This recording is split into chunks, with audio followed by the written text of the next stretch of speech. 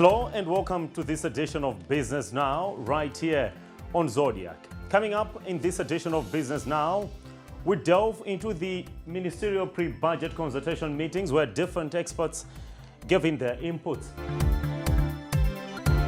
Another story in the program, we highlight the digital space, technology and innovation, which Address Malata says is crucial for the country's growth, and we speak to a startup that is also in that sector. We have these, please do stick around.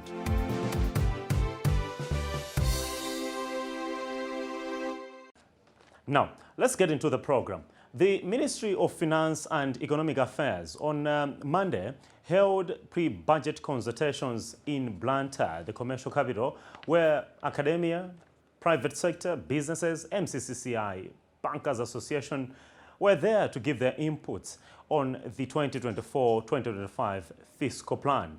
First of all, we speak to the Minister of Finance, Cyprus titular Banda, who says that this budget is going to focus on recovery.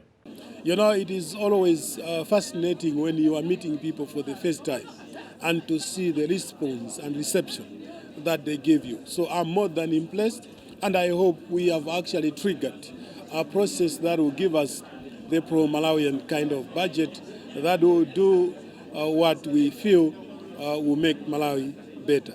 We'll do quite a lot of consolidation, as you have indicated that this is the beginning of the three sessions that we'll do in the Blantyre, Lilongwe and in Zozo.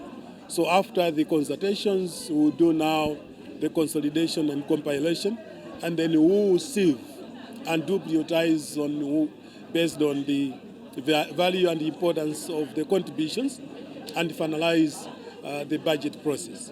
Remember, I said some of these issues will appear in the budget, others might not appear now. We want to grow Malawi's economy. That can only be done under development if we diversify economic activities. Issues of carbon trading, diaspora engagement, golden visas, cannabis biomass, mining, discounted mining projects, labor export, as you have witnessed, the people going to Israel, are some of the initiatives that we are doing to develop the economy. The private sector did give their input. One of them is Noz Goa. He is the chief executive of the Institute of Chartered Accountants. He says that government needs to scrap off some of the taxes. We are talking about the 16.5 VAT on locally manufactured cooking oil and others. He even says the tax-free band needs to be expanded from 100 to 150,000. Another crucial issue which Goa has highlighted on is the need to incentivize foreign direct investors in taxes, tax holidays and others. Let's have a listen to what he said. We have proposed that the tax-free band should move from 100,000 to 150,000. And the main reason is that the value has been eroded by the recent devaluation by almost 50%. As such, people need to have disposable income. And we are proposing that the tax-free band must move from 100,000 to 150,000. When we are looking at foreign direct investment, we are looking at investment that is bringing in the much needed forex at the very beginning of investing, but at the same time, we are looking at investments that are going to be made in production industries. So when we have got the investments in these industries, we're going to minimize the imports and in the end generate the much needed forex. Actually, when we are looking at VAT on locally manufactured products, you see, in the end, we make the cost of living for an ordinary Malawian to be very expensive.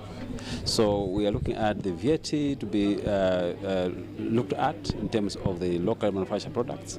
But also, remember, the products that we are producing, like cooking oil, it is coming from our own products. We are growing our own soybeans, and this is coming from those products. So we have to benefit from our own production. So when we are looking at VAT, if it is on imported cooking oil, yes, it makes sense. But we are looking at that is being produced locally. So it is worthy. Now, Away from the taxes, let's focus on something else. Experts there did highlight that some of the issues that need to be given focus and attention is the sector of manufacturing. According to the experts, one of them, Adres Malata, a vice-chancellor of Malawi University of Science and Technology, MUST, says is innovation and technology. Let's hear what she has to say about this, and afterwards we speak to a startup that is in innovation and technology. Our education institutions can actually contribute. We've seen countries that have made progress. If you go to South Korea, you go to China, you go to even South Africa here, you find that universities are doing a lot of work in manufacturing, developing skills for manufacturing for graduates. And it is those graduates that can go out and start businesses, because you also add entrepreneurship. But what has been happening at the moment is that there's no investment. I mean, if you look at the budget and what we get in our institutions, there will only be resources maybe for human resources, for our workers, for our staff members, but no resources for equipment, and many times infrastructure struggles. We need to change. We need to invest. Let's have resources for equipment so that we can actually manufacture on campus. Actually, the best universities in the world, and I've visited some of them, they do have manufacturing plants. Even cars, if you go to China and visit a university, you actually find a plant there. They are manufacturing things. So I think as a country, we have very few universities in Malawi. If there can just be an investment, even for one item per university, this country can change.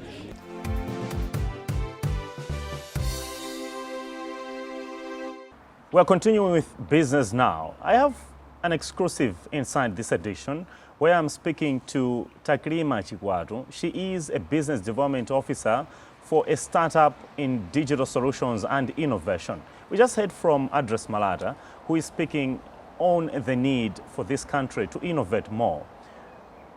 Tell me more about yourself and, of course, the importance of digital innovations as being offered by Rydberg Stark. Okay. My name is Takrima Chikwatu, and I'm the Business Development Officer for Rydberg Stark Limited. So Rydberg Stark Limited is an innovation-driven technology hub that leverages digital technology, engineering, but also modern arts to make the lives of people better, especially here in Malawi. What we understand is that the world is moving towards a digital world. So we're migrating from using manual systems. Now everything is going digital.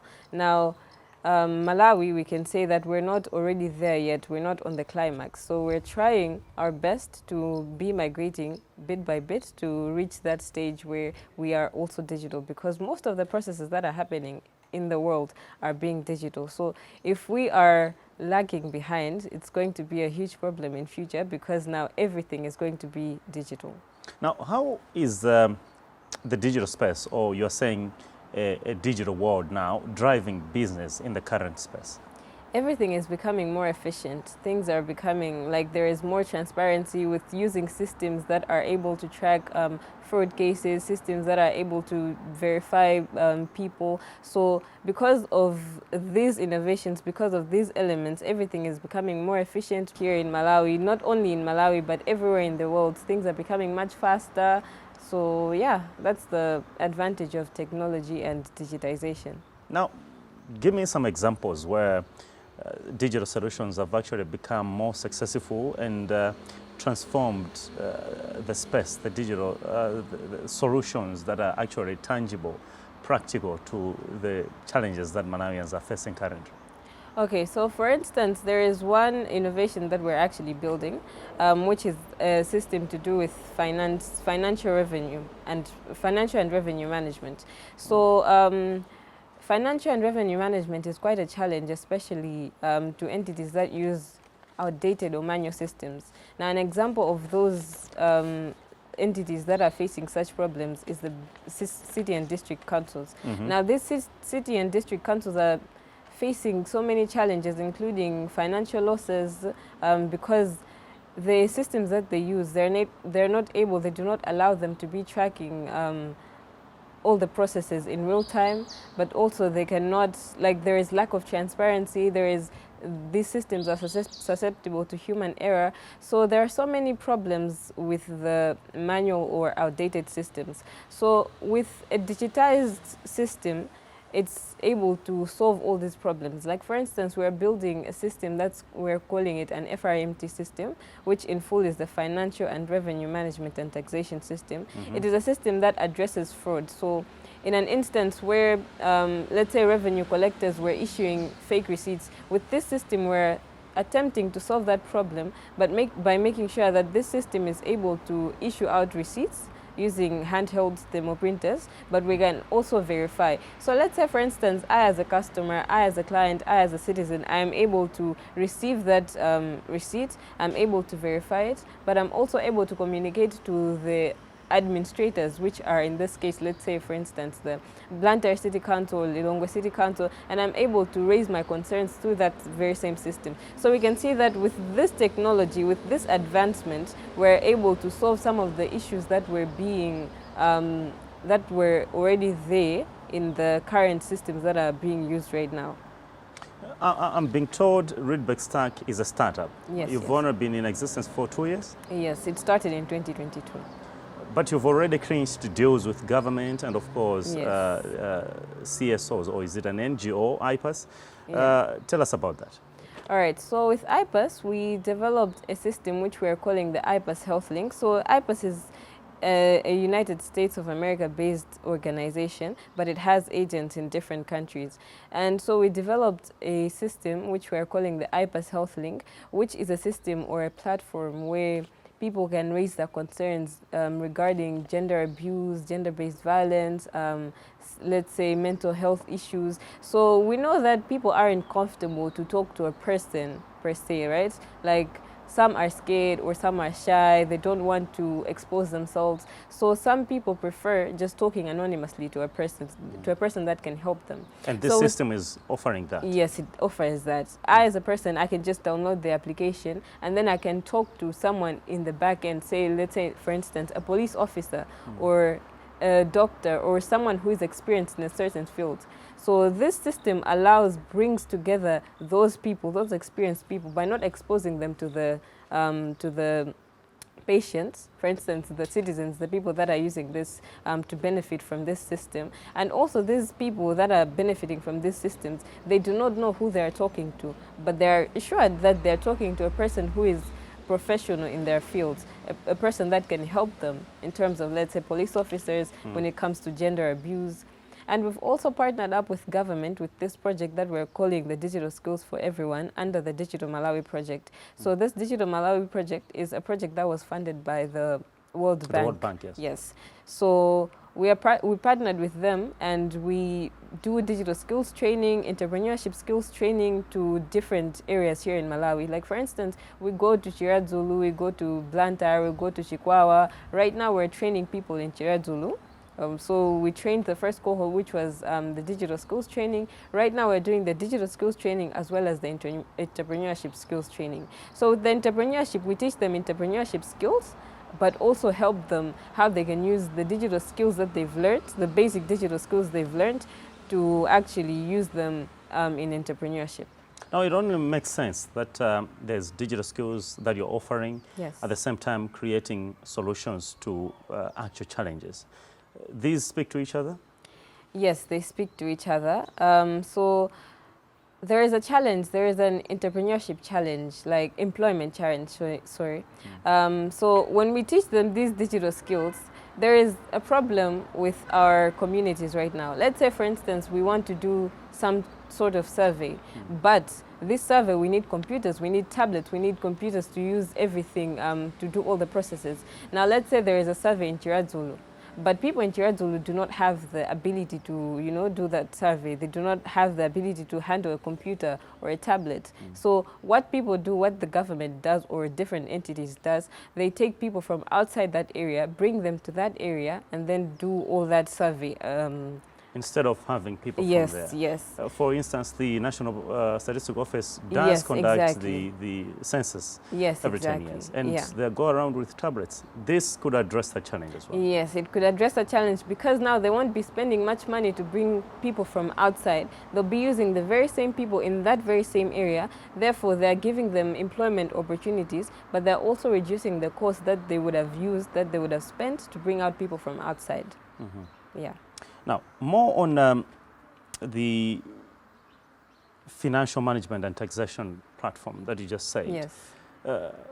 How is that also trying to, or how could that be used to address fraud in central government? Because you've spoken about district councils, but on central government level, how could that be utilized, or in businesses as well as the private sector? Okay, so this system is just a general financial and revenue management So and it doesn't taxation actually system. only focus on one entity? No, it's a platform that could be used by different entities. So I was giving an example for the district and city councils because they're actually the ones that raised a problem. So Macra did research with the Muni Fund. That's where they identified that 80% of these city councils, they face challenges with their financial and revenue collection. However, this system could be used by different entities. It could be used by different people. A business owner can use this very same system to register their businesses on the system, but also do all the processes there. So it has that element of business registry where someone can, I as a business owner, can register my business and manually by myself, but also let's say a higher entity, let's say MRA, they can use this same system to customize it and use and put everything that they want, the features that they want to be focusing on. So we have that element of customization whereby we're selling this system, this platform, as a financial and revenue management system. It's used to manage and monitor finances and revenue and however they're going. But we have this element of customization whereby a different entity might want to use the same system for financial and revenue management, but in a different way, different from, let's say, how the city councils are using it, or in a different way than the business people are using it. So it's just a system that can be used by different people and in different ways. Now, let's talk about procurement. Yes. We understand you're also developing a platform Yeah. that could be used in procurement. Yes. More on that. All right, so this procurement system that we are building is that there is an issue of procurement here in Malawi. It's not only in Malawi, but however, the procurement processes are very slow. And interaction between an entity, let's say a company, and the suppliers, sometimes it's hard and it takes ages, it takes long. Now with this system, what we do is we're integrating everything together. We're allowing that communication to be happening in-house within that same system. So we have we have the request for proposals, we have the requisition forms. So everything could be happening within this system. So we're terminating the paper-based systems that people use right now. We're introducing this modernized system whereby everything is happening digitally. So let's say a company wants to procure something. Let's say they want to procure office equipment. They raise the proposal there that we want. Okay, we want this, and then the people that are bidding can actually upload their bids there, and they're able to track how they're doing with their bid. And one can select, a company can select the bid that they feel like is most suitable for them. And they can also be able to talk to the suppliers within the very same system. So let's say in the case that, okay, the suppliers are facing difficulties, they're able to update the people that they want to supply to within this system. So the whole essence of this procurement system is to make everything easier and to introduce something that is very innovative and something that can help the entities here in Malawi or organizations or people to do their processes, their procurement processes a lot more easier. Now, you've mentioned about this procurement system, but could it actually deter fraud?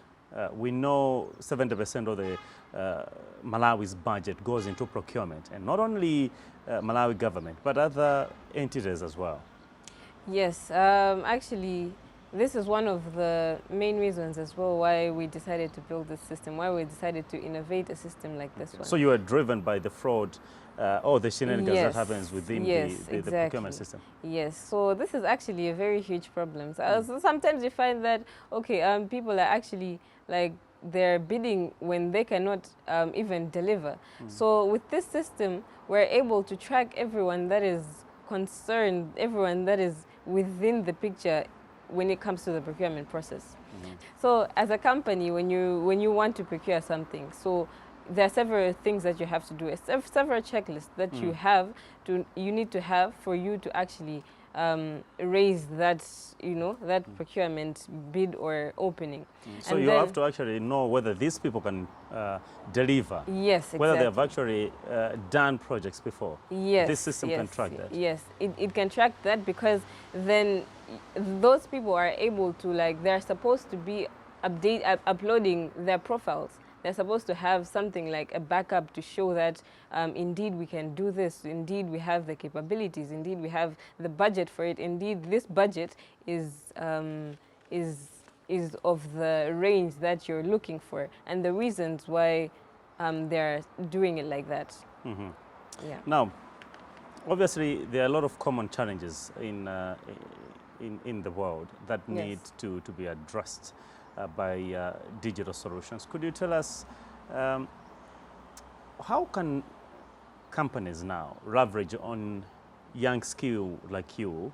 You are a young startup with, how many are you now? We're 17. We're a team of 17 people. 17 people? Yes. All under 30 here? Yes, not everyone, but majority of us, I could say 98% of us are under 30. Yeah. What does that speak about job creation? What does that speak about empowering the youth and, of course, financial stability? I feel like right now we could say that young minds are bright minds.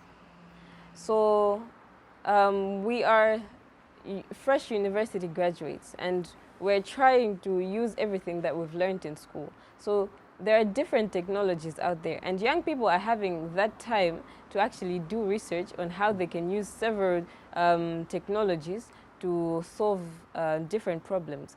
So in terms of job creation, when young people come together and they decide to build something or to innovate something, they're going to innovate problems, they're going to innovate solutions that are going to be able to help them as, let's say, a group, as a team, but can also cater for other people's employment needs, like, for instance, creating jobs for them. So, like, for us, like I already said, we're a group of 17 people, so you can see that this company was started by young graduates who graduated from Poly, but Malawi University of Business and Applied Sciences. But we have several people from different universities as well. I myself graduated from the Malawi University of Science and Technology. We have people that graduated from the Catholic University, and we have different skill sets. So it's like someone is very skilled in the tech sector, someone is skilled in the social science sector, and others are accountants. So we have different skill sets, and we're all coming together to build something that in turn is going to help us and Malawi as a whole. You've said that you are able to train young people in rural areas where they can be able to know or be tech savvy, so to speak. Is there anything else that you're doing for rural masses? Yes, actually, we have this pay-as-you-go technology that we want to be implementing. So we're using solar home kits to be able to bring electricity to rural areas. So what they do is, with this pay-as-you-go technology, what they do is they use these solar home kits, they charge them, and then they buy affordable electricity, let's say for a week.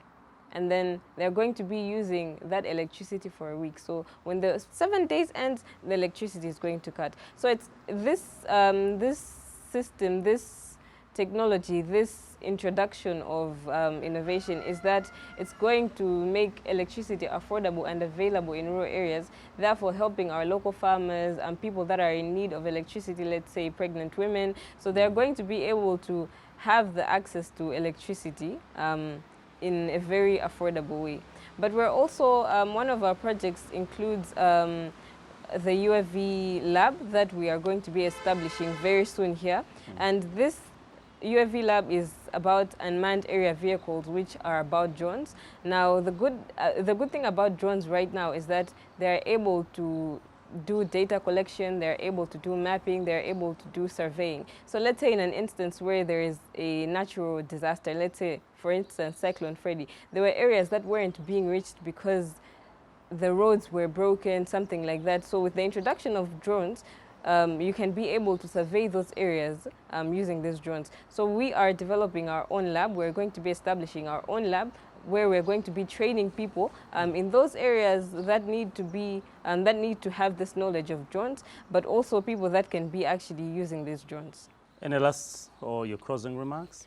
My closing remarks are that we are just a startup and we are looking for sponsorship. We are looking for people that can actually help us make everything a reality. So like I said, we're doing these digital skills. This digital skills training was being funded by the World Bank, but we need to be doing it more. Not just because the funding is coming to an end or something like that, then we should stop. No, we need to reach out to more people because those people are actually benefiting from that. They do not have the resources because we focus on, let's say, the youth, yeah? We focus on the youth, the underprivileged, the school dropouts. So we help them, we equip them with that knowledge. So we need to continue doing that because in turn, we're going to help them uplift their communities. We won't be doing the job, they'll be doing the job in their communities. So we need to help them do that.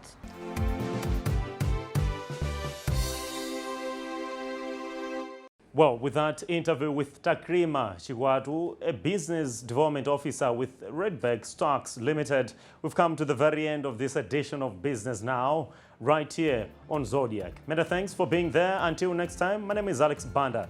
It's goodbye.